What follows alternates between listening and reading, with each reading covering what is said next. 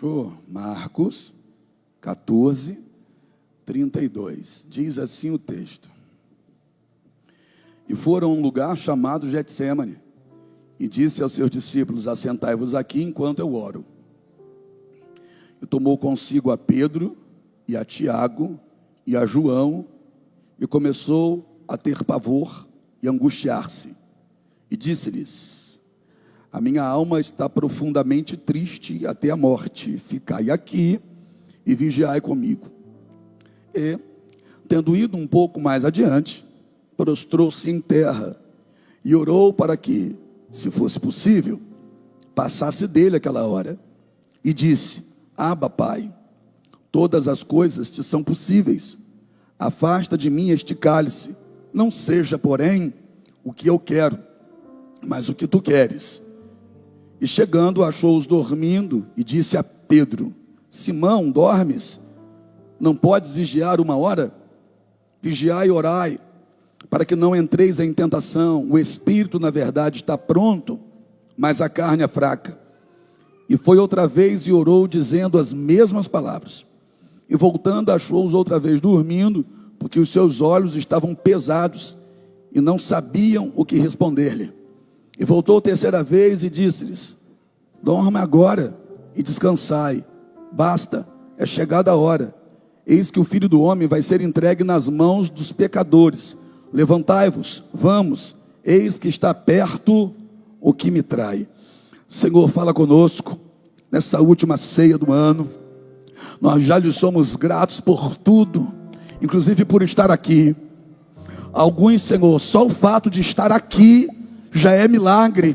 Já entendemos como um milagre, porque aos olhos humanos não era nem para estar mais de pé. Mas aqui estamos nós, Senhor, em tua casa, de posse da tua palavra, com os nossos ouvidos atentos, com o nosso coração quebrantado, desejosos por lhe ouvir. Fala, Pai, teus filhos ouvem, em nome de Jesus. Amém? Senta. Jesus vai cumprir o propósito, ainda que ele seja tão árduo, ainda que ele seja tão difícil, tão sofrido, porque Jesus não era metade homem e metade Deus. Jesus é 100% homem e 100% Deus. O lado humano de Jesus sentiu fome, sede, dor, calor, frio, cansaço, tudo isso. E Jesus agora entra no jardim do Getsêmani depois de ter ceado com os discípulos. Depois daquela última ceia, Jesus se levanta e chama os discípulos para andar com ele.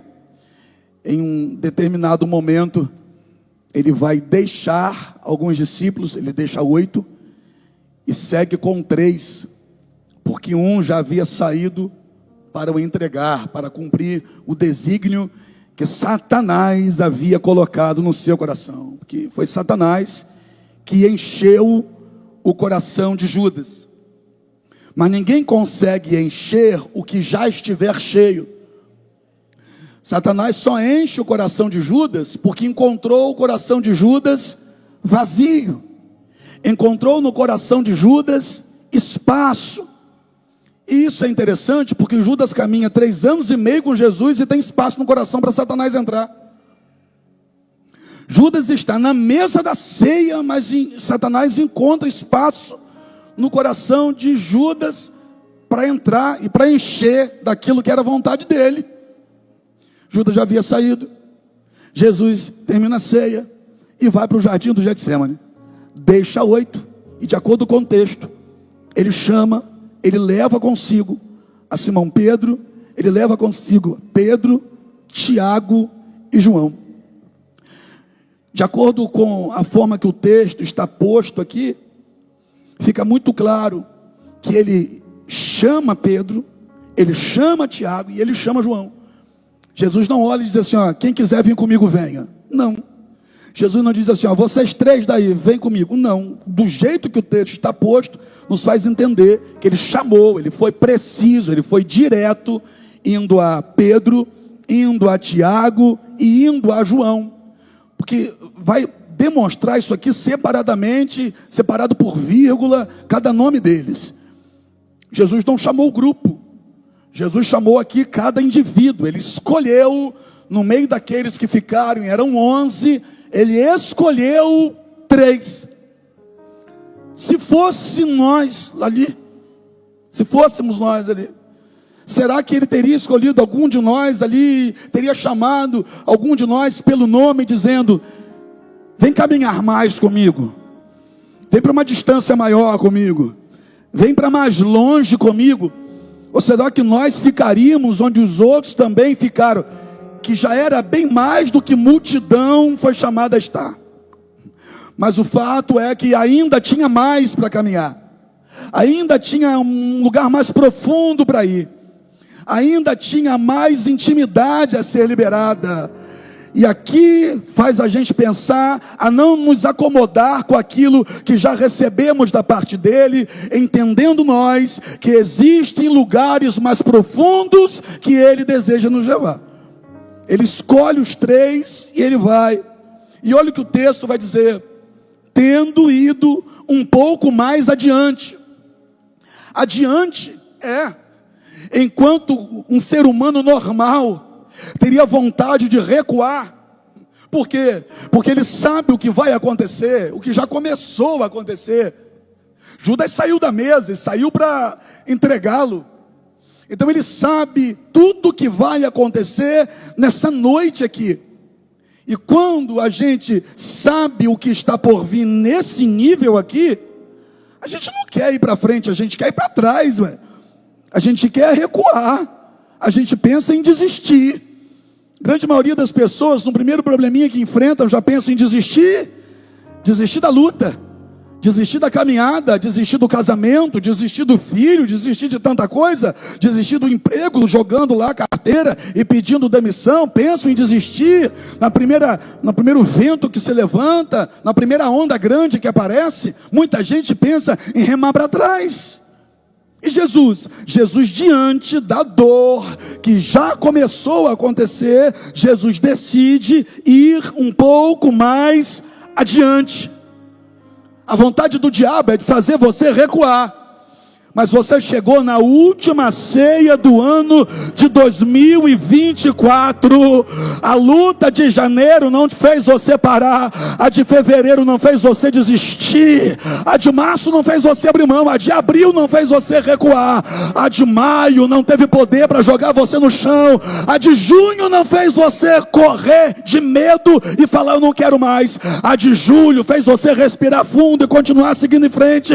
Oh meu Deus, nada que aconteceu ao longo desse ano fez você pensar em desistir. Você avançou em julho, agosto, setembro, outubro, novembro, dezembro, e olha você chegando aqui hoje dizendo: nada me fez recuar, pelo contrário, eu estou indo adiante.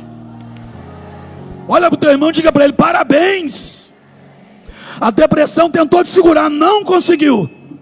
A síndrome do pânico tentou te acorrentar, não conseguiu. O problema com alguém fez você pensar em desistir, não desistiu.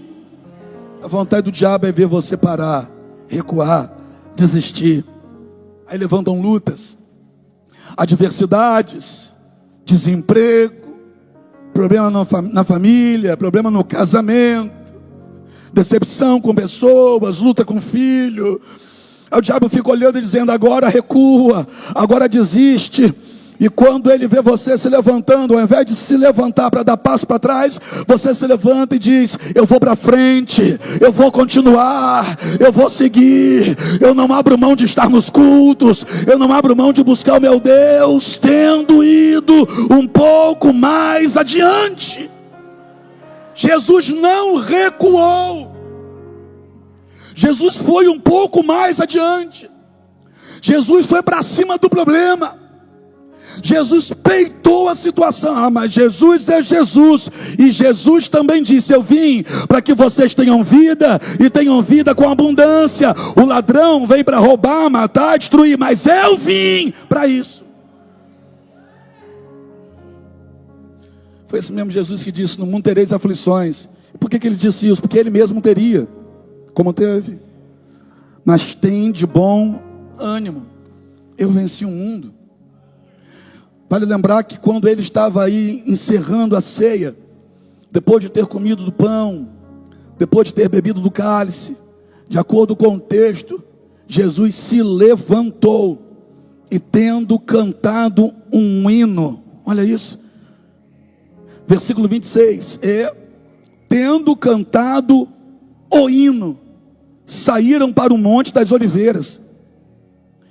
Eu preciso corrigir a minha fala, porque olha o que está escrito, olha, ele não cantou um hino, e tendo cantado o hino, saíram para o Monte das Oliveiras.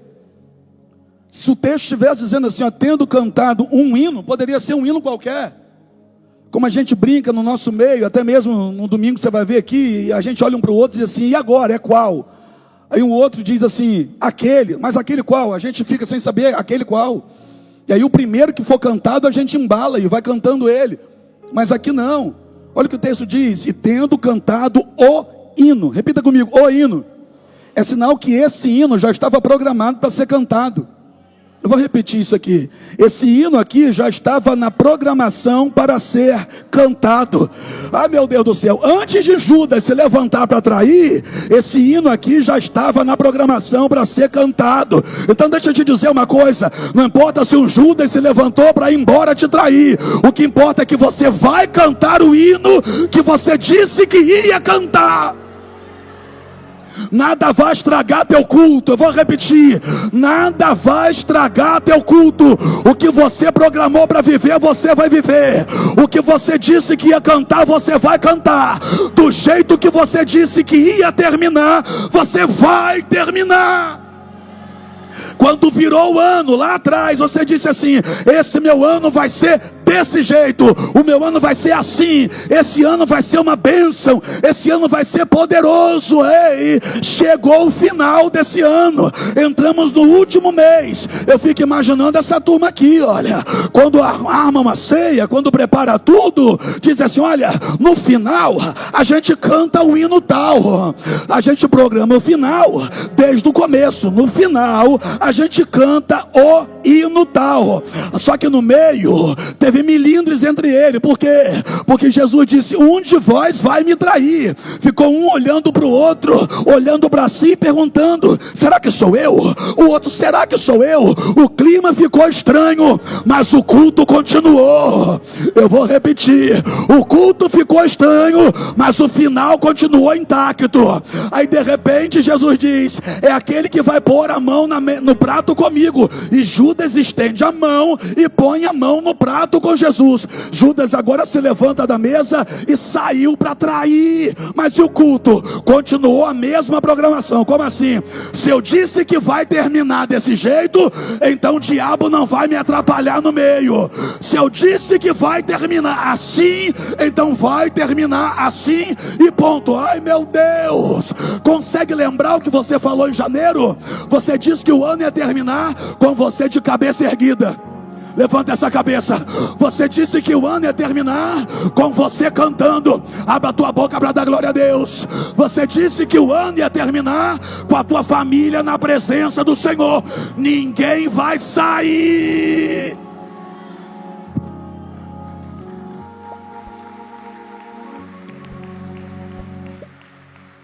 Pergunta para essa coisa fofa aí, tá calor?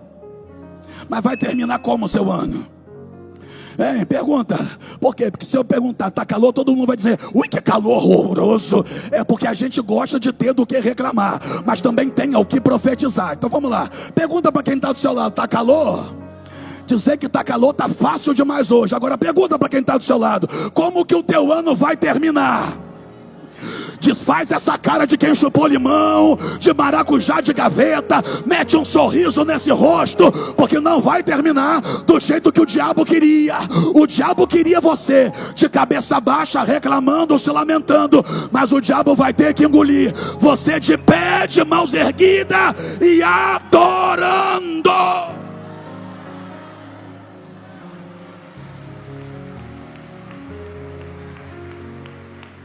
Satanás, Denis, encheu o coração de Judas. Pergunta para mim, Rodolfo, para quê? Para tentar atrapalhar a ceia. Satanás enche o coração de Judas para tentar atrapalhar tudo, tentar atrapalhar a ceia. Mas olha como a ceia terminou. Jesus se levantou, aleluia, vou ler. Olha como a ceia terminou. Jesus se levantou e, tendo cantado o hino, partiram para o Monte das Oliveiras. Oh meu Deus! E tendo cantado o hino, foram para o Monte das Oliveiras. Como é que terminou esse culto? De pé, cantando e subindo. 8 pessoas desse lado entenderam, 2 ali estão boiando até agora. Tem alguém lá atrás que está rebobinando ainda. Peraí, eu vou dizer de novo. Como que o culto terminou? Jesus de pé, cantando e subindo. De pé, cantando e subindo. De pé, cantando e subindo. Porque quem vai descer é o diabo.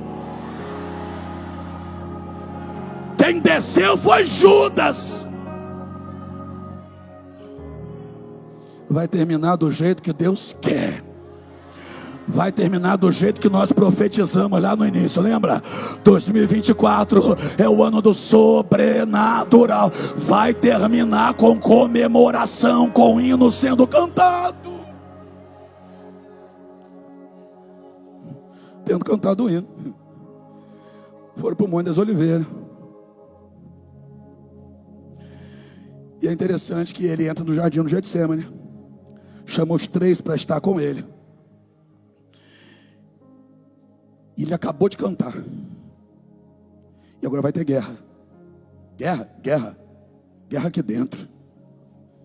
Ele acabou de cantar e vai ter uma guerra. Vai. O que é isso? Aí me faz lembrar do Salmo 149. É 149? Vamos lá ver. 149, versículo 6. Vamos ver se é isso. Eu vou abrir aqui minha Bíblia. Acompanhe a leitura.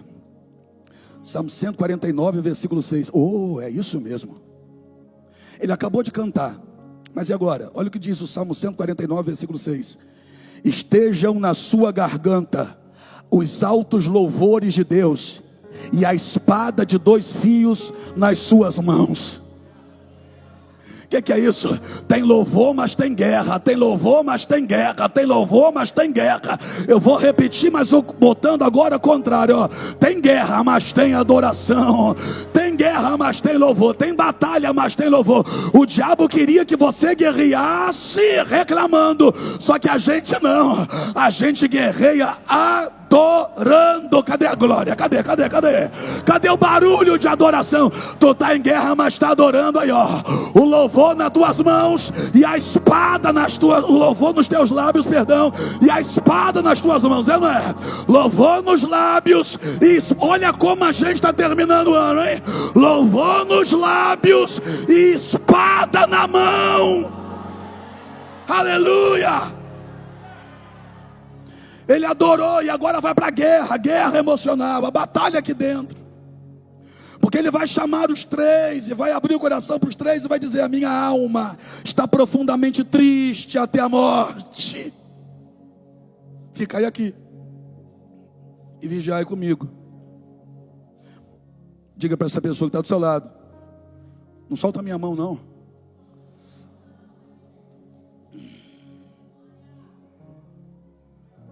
Porque tem momentos que a dor da solidão é maior do que a dor do problema que você está passando.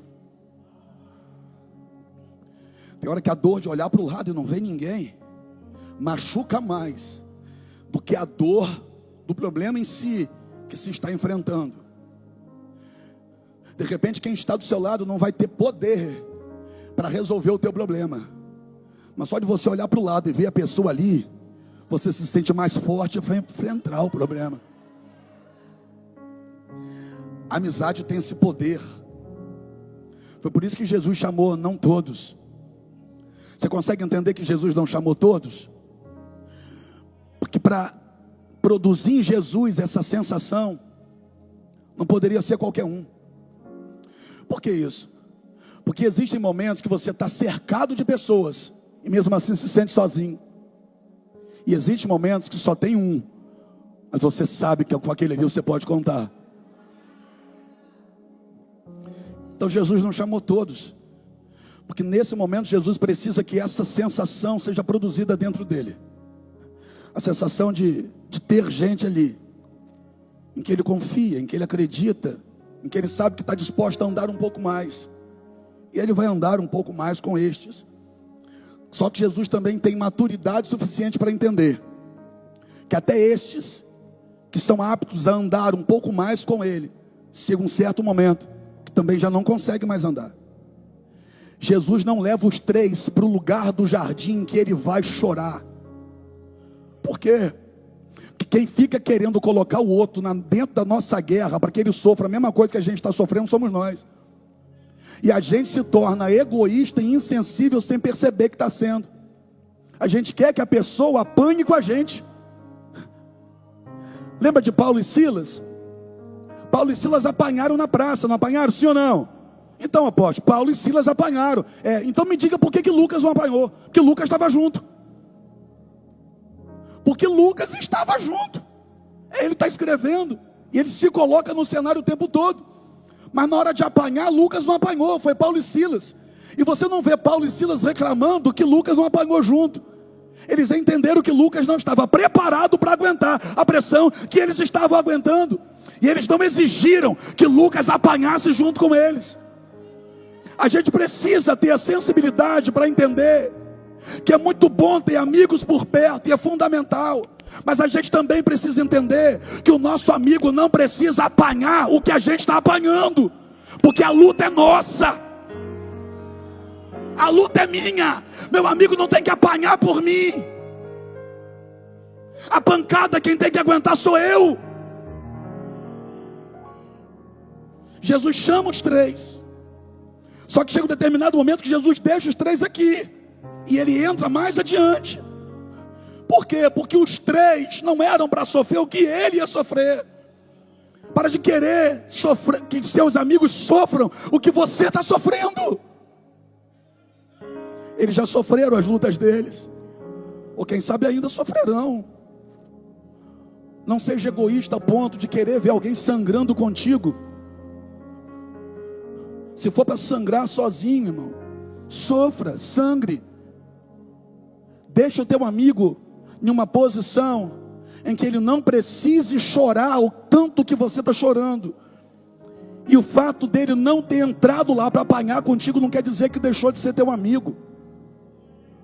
É porque essa prova é sua. Não é prova em dupla. Não é prova em grupo. É individual. E só Deus e você sabem por que razão. Ou para quê, né? Que nem sempre é por quê, é para quê? É para te levar para um outro nível. Jesus entra no jardim do Getsemane, vai mais a fundo, deixa os três e diz assim: orai comigo. Jesus entra e lá dentro do jardim Jesus dobra os joelhos. E Jesus vai falar com o Pai, a oração que todo mundo já ouviu. E ele repetiu a oração 3 vezes. Por quê? Porque na primeira ele não obteve resposta, na segunda também não. E tem gente que ora a primeira vez, Deus não responde, já para de orar. Se até Jesus repetiu a oração por não ter recebido a resposta. Jesus orou a primeira vez e disse assim: Pai, se for possível, passa de mim esse cálice, esse sofrimento, sem que eu beba. O Pai não respondeu nada. Aí Jesus desistiu de orar? Não, quem desiste somos nós. Jesus orou de novo, a segunda vez: Pai, se for possível, passa de mim esse cálice, sem que eu beba. E não veio resposta. Aí Jesus vai lá e os três estão dormindo. Jesus acorda Pedro. Você consegue entender que são 3 ali, mas Jesus, todas as vezes que Jesus vem, Jesus acorda Pedro? E por que sempre Jesus acorda Pedro? Porque foi Pedro que disse assim: eu vou contigo até a morte. João não falou isso em Tiago, quem falou foi Pedro. Então se você falou alguma coisa, você precisa se comprometer com a palavra que você liberou. Aí Jesus cobra dele: nem uma hora pudeste orar comigo? Só que quando Jesus volta e ora pela 3ª vez, ele diz de novo: Pai, se for possível, passa de mim esse cálice sem que eu beba. E aí é nessa hora que o suor de Jesus vai se misturar com sangue. Os vasos sanguíneos da cabeça de Jesus se rompem, por conta do nível de agonia que ele estava. Os vasos sanguíneos se romperam da cabeça dele. E começa a cair no chão suor misturado com sangue. Você consegue entender o tamanho da agonia que Jesus está? O tamanho da dor que está aqui dentro dele. E mesmo numa agonia dessa, Jesus não desistiu. Irmão, eu estou falando que Jesus transpirou sangue. Quem aqui já teve um vaso sanguíneo da cabeça rompido? Eu já. Meu rosto ficou lavado de sangue. Lavou meu rosto de sangue, com um vasinho que rompeu aqui. Jesus está transpirando, começa a cair suor e sangue. Sabe aquele momento que parece que você não vai aguentar? Você imagina a pessoa transpirar a ponto de sair sangue, romper, a agonia está tão grande, que o vaso da cabeça se rompe e derrama sangue. Apóstolo, isso é a ponto de infartar. Pois é, mas por que Jesus não infartou? Porque aí não seria um sacrifício, ele tinha que ir para a cruz. Mas eu quero dizer para você, é que Jesus está naquele momento em que a gente pensa assim: eu não vou aguentar, eu não vou conseguir aguentar. Você já passou por isso? Da dor está tão grande, mas tão grande, que você chora, geme, dá vontade de gritar. Você diz assim: eu não vou aguentar essa pressão, eu não estou aguentando mais. Quantas vezes você falou isso em 2024? Quantas vezes você enfrentou coisas tão terríveis, mas tão terríveis a ponto de você olhar para a situação e dizer assim: eu não estou aguentando, eu não vou suportar isso aqui, não vou aguentar. Você aguentou, você suportou. Aquela pressão não te matou, aquela decepção não te sepultou, aquela ingratidão não se tornou a sua sepultura. Olha, você aqui no culto de ceia, não te matou. E se não te matou, te promoveu. Como assim? Você já tem um novo testemunho para contar. Quem é você? Eu sou aquela que passei pelo vale da sombra da morte, mas eu não morri. Não te matou, te capacitou, te treinou, te promoveu. Aí Jesus ora a terceira vez. E eu acho tão lindo o que Lucas vai dizer acerca disso. Porque em Lucas, no capítulo 23, 22, no versículo 43, a Bíblia diz que um anjo do céu o fortalecia. Espera aí, eu termino aqui para a gente partir a ceia. Até porque se eu não terminar agora, eu vou sumir aqui no altar. De acordo com o texto, um anjo desceu lá naquele momento. E olha o que o anjo foi fazer. O anjo o fortalecia. Para quê? Para ele não recuar, para ele não desistir, para ele não voltar atrás. Para Jesus não voltar atrás, Deus precisou mandar um anjo para o fortalecer. Desculpa, mas ninguém aqui é mais forte que Jesus. E se até Jesus precisou que viesse um anjo para o fortalecer, que dirá eu? Que dirá você? Se até para Jesus ser fortalecido, Deus precisou mandar um anjo naquele momento de agonia, que dirá você? Que dirá eu? Ele não tinha pecado, e mesmo assim precisou que um anjo descesse lá para o fortalecer. Que dirá nós, miseráveis pecadores? Olha para o teu irmão e diga para ele: se Deus não te fortalecer, você não aguenta.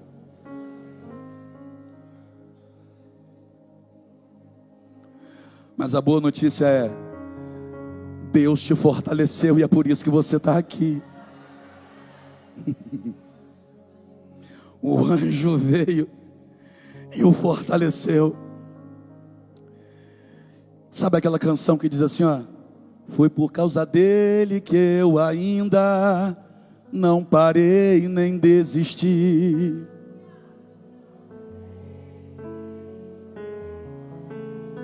e decidi seguir. É por causa dele que eu ainda, por causa de Jesus, eu sei. Não fica triste comigo não, deixa eu te ensinar só mais uma coisa. Se fosse por causa de Pedro, Jesus teria desistido. Se Jesus tivesse colocado toda a esperança dele em João, Jesus teria desistido, que João dormiu. Se Jesus tivesse colocado toda a esperança dele em Tiago, Jesus teria desistido, porque Tiago também dormiu. Se você colocar toda a sua esperança em pessoas, você vai desistir, porque pessoas não são capazes de fazer por você aquilo que só Deus tem poder para fazer. Mas sabe qual é o nosso problema? É que buscar pessoas é mais fácil que buscar a Deus. Ligar para alguém é mais fácil do que orar, né? Botar no grupo, me ajuda a gente, é mais fácil do que jejuar, entrar no quarto, fechar a porta e falar: Senhor, vem aqui. E sabe por quê que é mais fácil você pedir ajuda? A grande maioria pede mais ajuda a uma pessoa do que a Deus. Pergunta, por quê? Porque a pessoa não conhece teu pecado. E você tem vergonha de pedir a Deus, porque sabe que Deus sabe que você está pecando.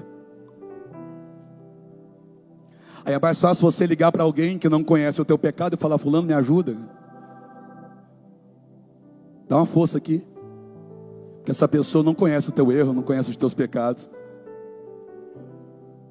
É mais fácil chamar alguém do que dobrar os joelhos e falar com Deus. Porque se for para falar com Deus, primeiro, você não vai poder chegar pedindo. Você vai ter que chegar se humilhando. Senhor, eu pequei. Eu pequei. Miserável pecador que eu sou. Aí a gente não quer passar por esse processo. Aí é mais fácil pedir ajuda a alguém. Que alguém pode nos ajudar porque não sabe do erro que a gente cometeu. Mas a grande maioria de nós tem vergonha de se dirigir a Deus, porque sabe que está em falta com Ele. Sabe que está errado. Sabe que está pecando. Aí fica mais difícil. Porque a gente vai ter que passar pelo processo primeiro. Qual? O processo de arrependimento, de pedir perdão, para depois ser atendido.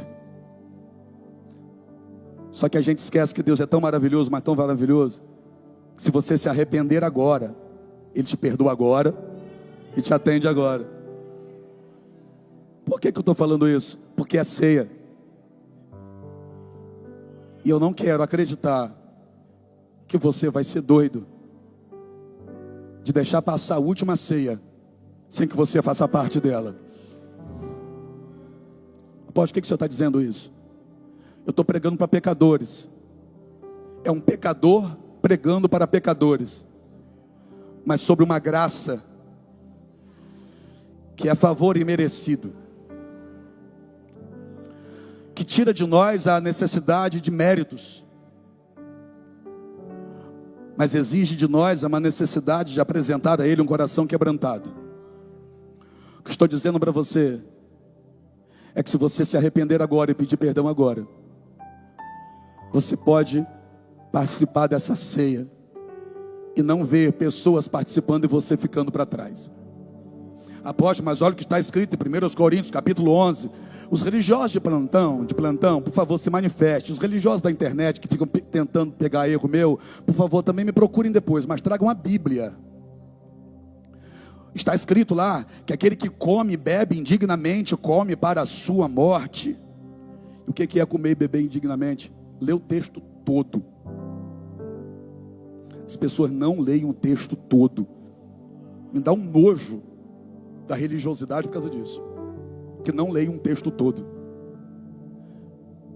Comer e beber indignamente, de acordo com aquele texto, é comer e beber não discernindo o que está fazendo, não conhecendo o que é esse pão e o que é esse cálice.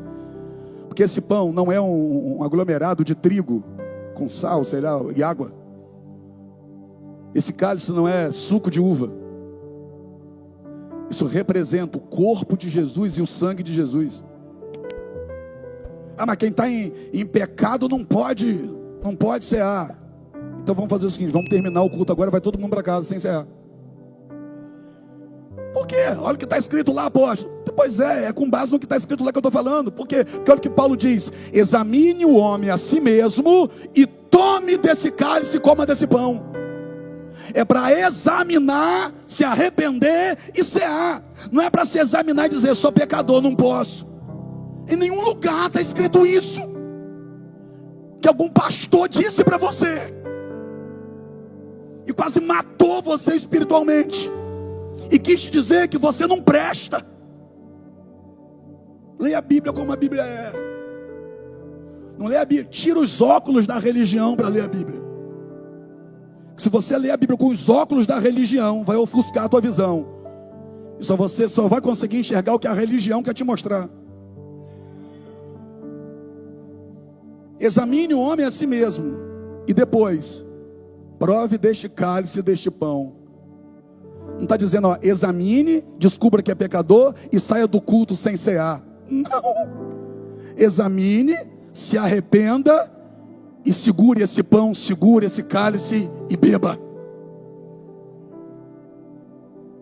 Só que tem gente que faz sem nem saber o que está fazendo. Você já viu uns memes que rola por aí? A pessoa pega o pão e pega o cálice. E assim que o obreiro entrega o pão e o cálice, a pessoa joga o pão na boca e manda o suco para dentro. Você já viu esses vídeos rolando? Irmão, não é sanduíche que você está comendo. Você não veio comer um aperitivo na igreja. Você é altamente espiritual. Aí tem um meme que rola. A pessoa joga o pão na boca. Aí o pastor fala, levante o pão. A pessoa tira o pão da boca. É para você entender o que você está fazendo aqui agora. Porque Jesus, naquela última ceia, ele pegou esse pão, partiu, entregou aos discípulos e disse assim, tomai todos e comei. Este é o meu corpo, que será entregue por vós. Do mesmo modo, ele pegou o cálice, entregou para os discípulos e disse assim, tomai todos e bebei. Este é o meu sangue, o sangue da nova e da eterna aliança. Façam isso em memória de mim. Todas as vezes que se reunirem para provar do pão e para provar do cálice, façam isso em memória dele. É em nome dele que nós estamos aqui fazendo isso agora. É para declarar no mundo espiritual, nós temos uma aliança com Cristo. E Jesus disse assim, quem não come da minha carne, não bebe do meu sangue, não tem parte comigo. Não deixa essa oportunidade passar. Você vai terminar esse ano aliançado com o Senhor. Aliançado com o Senhor. Apóstolo, mas fulano ali tal. Para de apontar para o outro. Se a gente começar a falar aqui que fulano pode ou fulano não pode, a gente vai ter que tirar os discípulos todinho da mesa. Até Judas estava na mesa, rapaz. Jesus chamou. Ele que foi embora, mas ele estava na mesa. Jesus chamou. Pedro ia negar Jesus aquela mesma noite 3 vezes. Jesus disse isso para ele. E estava na mesa. Os outros iriam vazar, correr de medo. E todos estavam na mesa.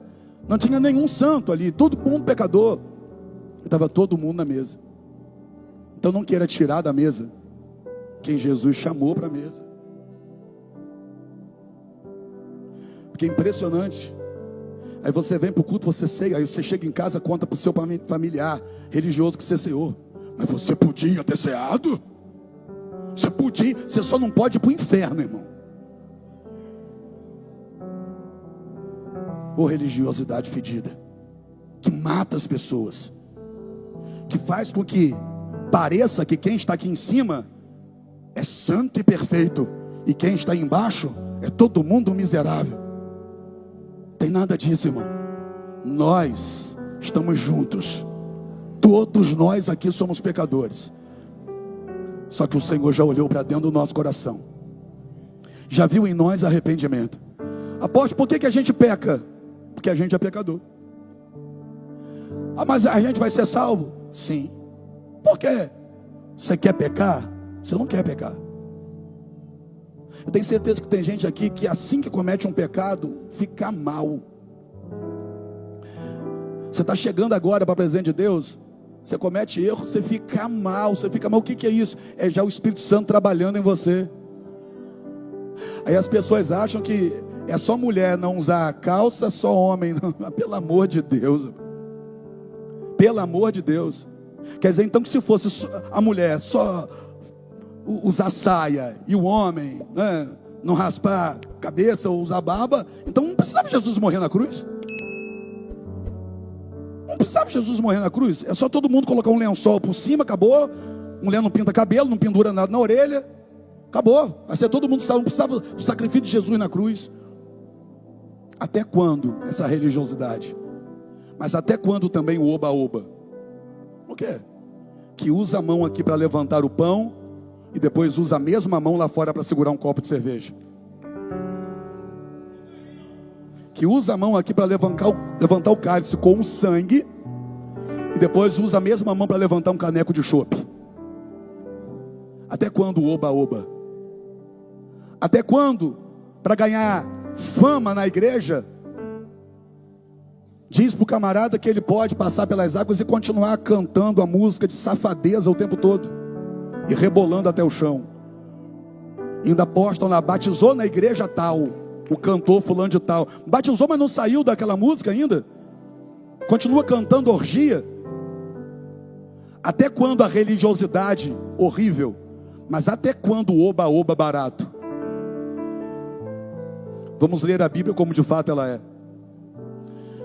Quando o povo se converteu em Atos 2, perguntaram aos discípulos: o que a gente faz para ser salvo? Os discípulos disseram assim: arrependei-vos. Sem arrependimento não há perdão de pecado. Se arrependa. Mas apóstolo, eu já pequei demais, eu pequei hoje.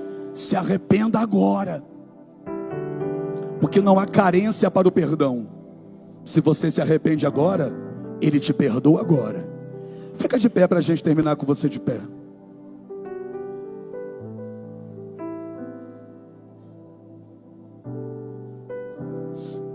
Até quando eu vou ter que ver líder de células por aí indo para a festa e pedindo para a fotógrafa não tirar foto da mesa deles, porque em cima da mesa tem um monte de bebida?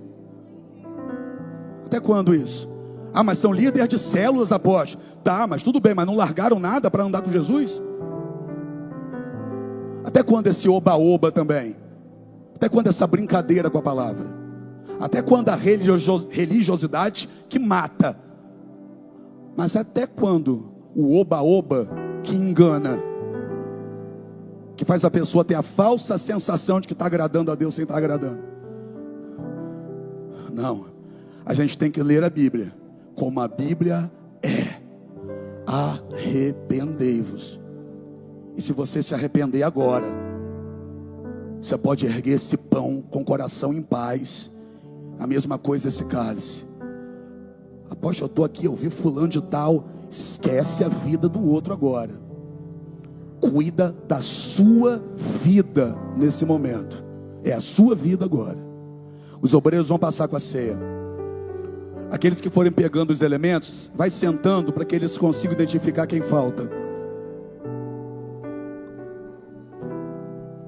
E a gente vai adorando. Por mim eu parava agora.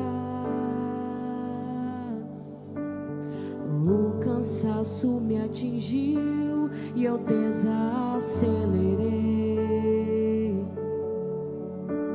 O ânimo em mim sumiu e eu parei. Parei pra respirar um pouco e não desisti. Mas mesmo assim, por mim eu parava agora. Meu coração entrou em alerta, ficou exausto. Eu sinto medo que me aperta e me deixa assustado. Por mim eu já teria tempos parado.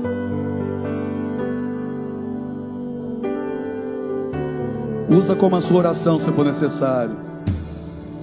Mas toda vez que eu tô cansado, Jesus me abastece e me deixa claro que Ele não quer me ver prostrado. É difícil, cansativo, mas Ele tá lado a lado, me enviando qualquer recurso, me aliviando e me deixando mais seguro.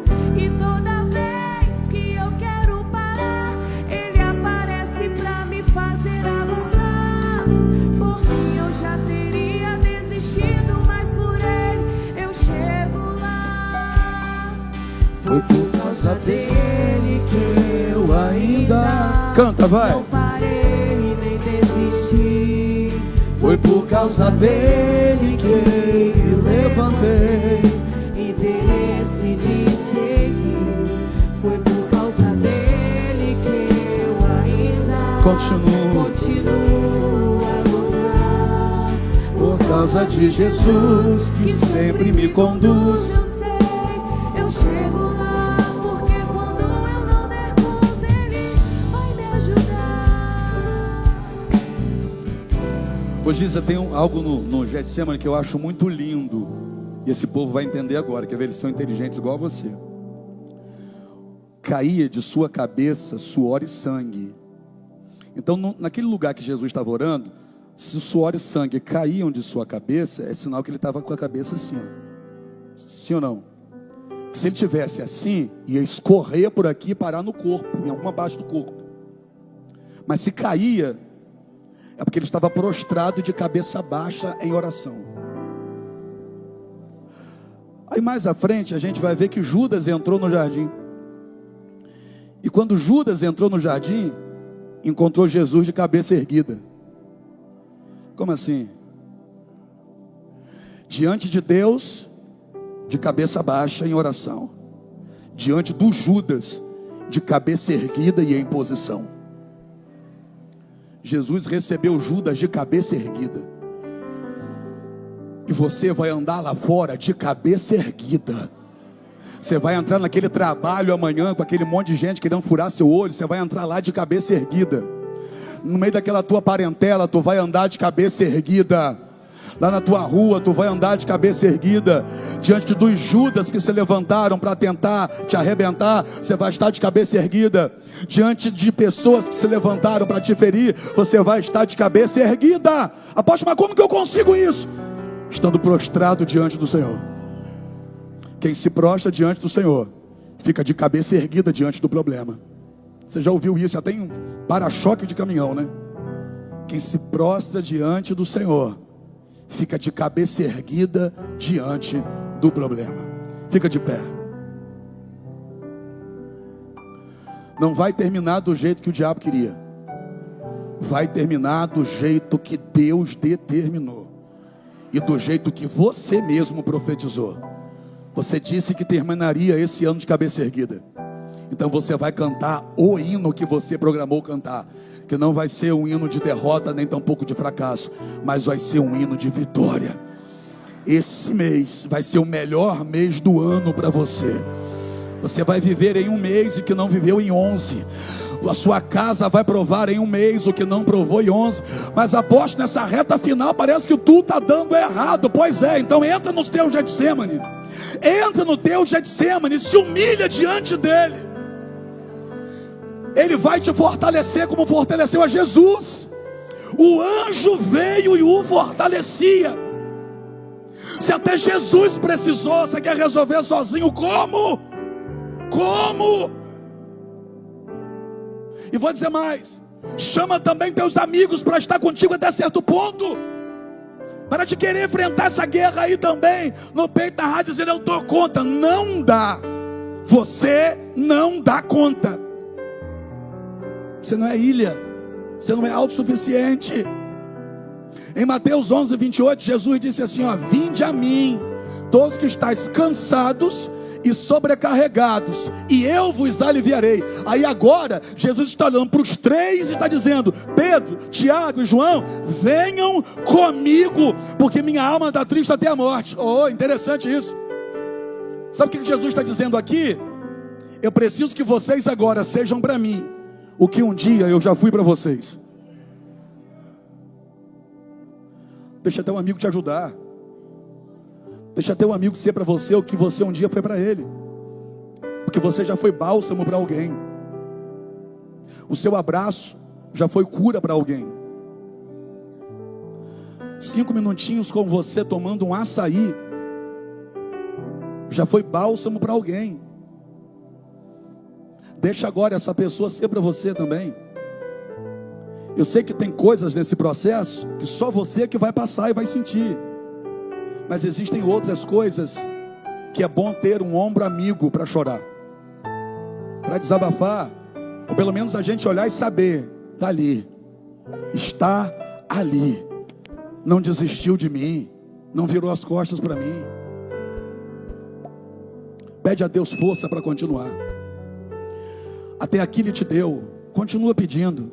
O Deus que te sustentou esses 11 meses vai te tomar pela mão no 12º e colocar você de pé. Você vai terminar cantando. Apresenta o pão para o Senhor.